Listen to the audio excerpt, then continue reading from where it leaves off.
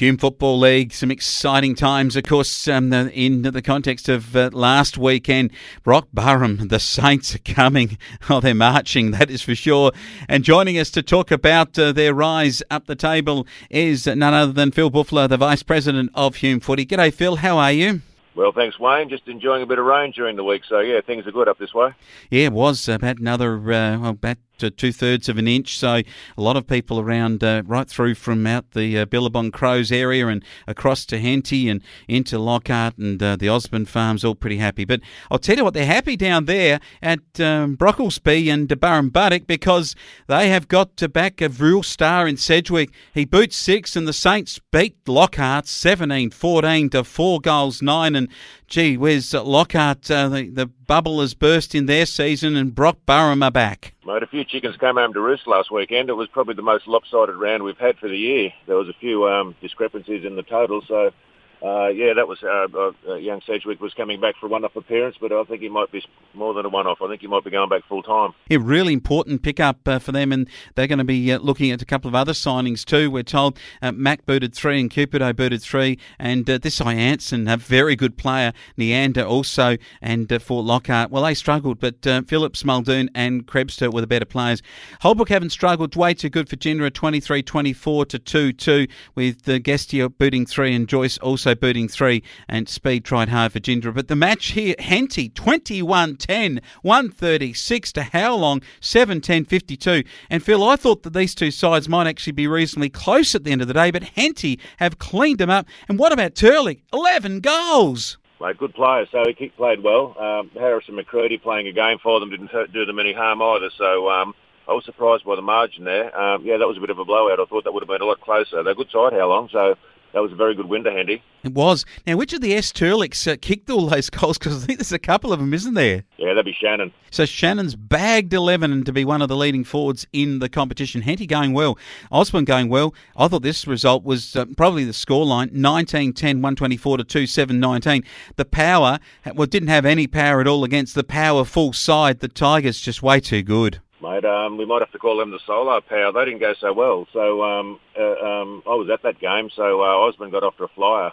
The big fella from Canberra, that Armstrong, he played very well. I said to the secretary before the game, keep an eye on this bloke. He played well against Lockhart, and he bobbed up and kicked 7 or 8 goals, I think. So he's a good player.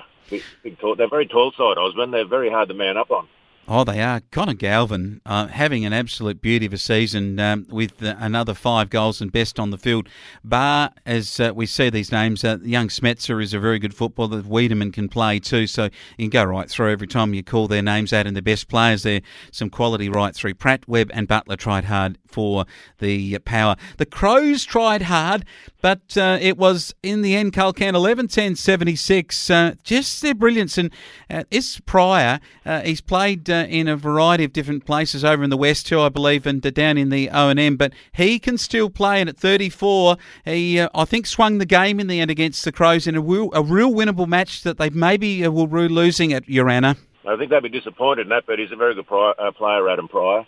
I've seen him since he was a young kid playing down in the he was about the same age as my young fella. He used to play against him down in the Albury-Wodonga junior border football down there, and he's been a good player for a long time, Adam. So went over to West Australia, he's come back, and when he plays at Culcan, they're a much stronger side. Oh, certainly are. He booted 4, Chesser kicked 5, Evans 4 and Morris 3, O'Roydian with 2, and Simpson, Evans and Morris for the Crow Boys, and Pryor, Chesser and Gould for the Culcan Lions. And what about this scoreline? Ramwell Bunbury 19-14, Murray Magpies 5-2. Gee, the Giants, they are a really good side, and I think that Murray Magpies had improved in the previous few weeks, so they really were shown a football lesson. Yeah, unfortunately, they lost another one. So, credit to them for turning up every week. But, there's probably Osborne's at the top. There's a couple at the bottom who have tailed off a little bit. Then there's a great big logjam in the middle. So it's going to be interesting the next few rounds to see how this all pans out. Bruce with 5, Wardius with 3, Merkel a couple, and B. Leshke, T. Holman and El Garricky were the better players for the Ramwell Bunbury Waller outfit, whereas Mitchell and Jones tried hard for their side. Okay, it's time for us to talk to Phil Bouffler, who is the Vice President of the Hume Football League, about this week's fixtures, and it's going to be an absolute ripping round of competition. An important one, round 9 gets cracking, and Phil, if there is ever a game that that the CDHBU have to win. It's when they play at Careen against Brock Burren. But tell you what, Sedgwick is back and CDHBU have got a tough one. I think the Saints might roll them. Well, momentum's a great thing in football, Wayne, and I think the CDHBU would be hurting after their loss last week. But with the Brock Burren Saints, getting Sedgwick and getting young Eddie Zebath back from Melbourne, if they're just thinking with the Cedar dominating, it's just going to keep on their merry way, I reckon. So I think they'll win. What about this for a rivals match? The Waller boys come up against the Culcairn boys. I reckon they'll get over there to Morgan's Lookout, and look out, this is going to be a beauty. This will be a good game. So Culcairn, good win last week. So and Randall Bundry had a great, Waller had a good win. But I think the Giants will get up here. They're travelling along pretty well, and I just think they might go all right here. All righty-o. So who does claim Mad Dog Morgan's Lookout? That would be probably the Waller boys that claim that, wouldn't they? Yeah, it's just on the Walbundry Culcairn Road, just where you turn off the Waller there, the Morgan's Lookout. So I'd go with Waller, Wayne. I think we will. I think I'll go with the Giants to win then, just on the basis of that. Henty and Osborne, rivals here. There won't be anything pleasant in the Pleasant Hills about this one when they take each other on. They've got a good home, a bit of an advantage over there, Henty. This is probably a pretty handy game, this. Once again, they're a good side, Osborne. It's hard to see them getting beaten, so, Henty, this could be an upset, but I think I'll lean toward Osborne. Yeah, I reckon there'll be a lot of spice in it, that is for sure. Love that the little back road that you take from Osborne across there to Henty when we come over for the field days. It is a really enjoyable drive through the beautiful paddocks around that area. And what about Jindera? They take on Billabong Crows. Will they have an enjoyable drive, the people from Urana and over there at Oaklands? I reckon that this is a chance for a real opportunity for the Billabong Crows, also for Jindera to get themselves up out of the bottom echelon. Be a close game, this one. Now, obviously, one of the highlights of the travel to Jindera is the pies. I used to do a pie ladder many years ago in the Hume League, and Jindera got the best pies by a mile. So that could be a good one, if nothing else. It's a cold day. I recommend the potato pie for starters. Yep. Now, this game here, I think maybe the Crows. I don't know. I've picked them a few times. It's almost been the kiss of death. So I'm going for a draw. There you go. How about that? Yeah, I reckon you might. Billabong Crows, I reckon, can win in this match of football, and they desperately do need. Austin needs to fire and get them over the line. Lockhart play at Holbrook. Another tough weekend for the Lockhart crew. They're at home this time.